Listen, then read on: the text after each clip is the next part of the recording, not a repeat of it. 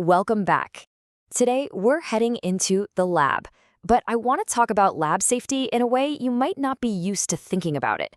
See, it's not just a boring list of rules and restrictions. It's actually the key that unlocks all the amazing discoveries we can make. Great science isn't about being reckless, it's about being smart and safe. So, let's get into it. So let me ask you a question right off the bat. Think about everything you put into an experiment. You've got your brilliant hypothesis, your materials, your detailed procedure. What do you think is the one single most important piece of that whole puzzle? You got it. It's this: doing it safely. And look, I know that doesn't sound nearly as exciting as, a fizzing color-changing reaction. But here's the thing. Without safety, there's no experiment, period. There's no discovery. Safety is what gives us the freedom to ask the big questions and to find those incredible breakthrough answers. So, here's our game plan for today. We're going to walk through a day in the life of a safe scientist. We'll start with the right mindset, then we'll get our gear on, set up our workspace, learn to read the warning signs, know what to do if things go sideways, and finally, how to pack it all up like a pro. First up, why does safety always come first? Well, because it's not just a rule, it's the solid ground that all great science is built on.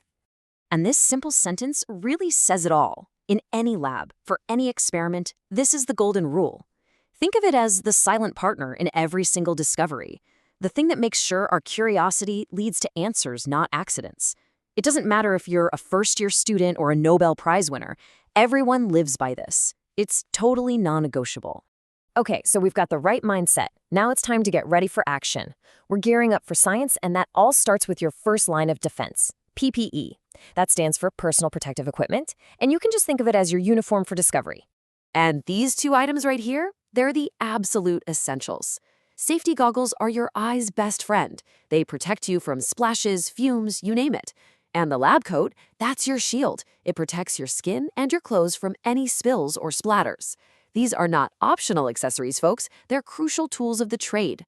But getting ready is more than just the coat and goggles.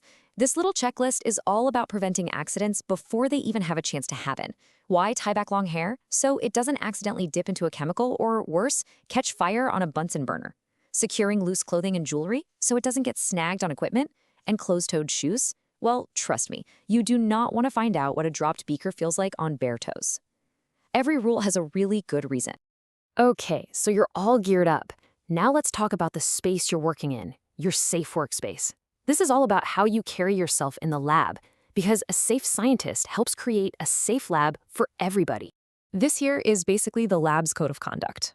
Now, on the do side, I want to point out one that's so important. Report accidents immediately. It can be tempting to hide a little spill because you're embarrassed, but a professional scientist puts safety way above their ego. And on the never side, let's be real clear. A lab is not a playground. No horseplay, no messing around. Being professional is being safe. All right, next up, we need to learn the local language. When you're working with chemicals, they're trying to talk to you. They have warning labels. You've got to understand what they're saying. So let's decode some common lab hazards. Take a look at this symbol. What's the first word that pops into your head? It's designed to be super obvious, right? It pretty much screams fire. And yeah, that's exactly what it means. Flammable. Things like ethanol or acetone catch fire really easily.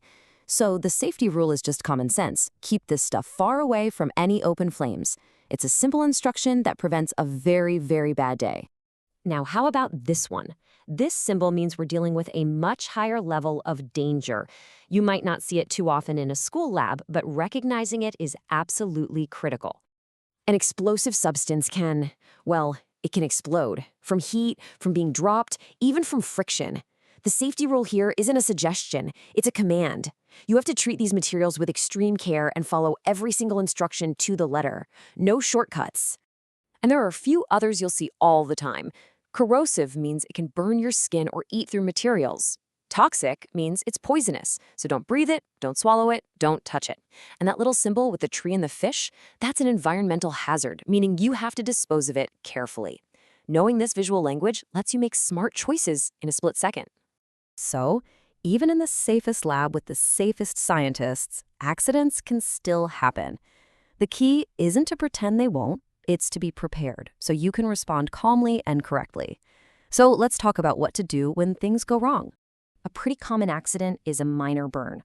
Let's walk through the steps. Step 1, And this is always step one for any accident. You tell the teacher immediately. No exceptions. Then, you get that burn under some cold running water to cool it down. And notice step 3. Don't start putting creams or anything on it unless a professional tells you to. Following these steps makes a huge difference. Now just look at this number, 15. Any idea what this number might represent in a lab emergency? It's a really important one. That is the minimum number of minutes you need to wash your eyes at an eye wash station if you get a chemical splash. 15 minutes. It can feel like an eternity when you're in a panic, but it is absolutely vital to flush the chemical out and prevent permanent damage to your vision. Please remember that number. All right, the experiment is done. You've collected your data. Awesome. But you're not finished yet. A true professional knows that how you leave the lab is just as important as how you worked in it. It's time for the safe and clean exit. Think of this as your shutdown sequence. It's all about leaving the lab safe for the next person who comes in. Turn off the gas and electricity. Wipe down your bench. Put your equipment back where it belongs. Dispose of waste in the correct container. And what's the very last thing you do? You wash your hands. It's all about respect for the science, for the lab, and for your fellow scientists. So, at the end of the day, lab safety isn't a list of things you can't do. It's the framework that shows you how you can do incredible things. It's the system that turns your curiosity into an actual discovery.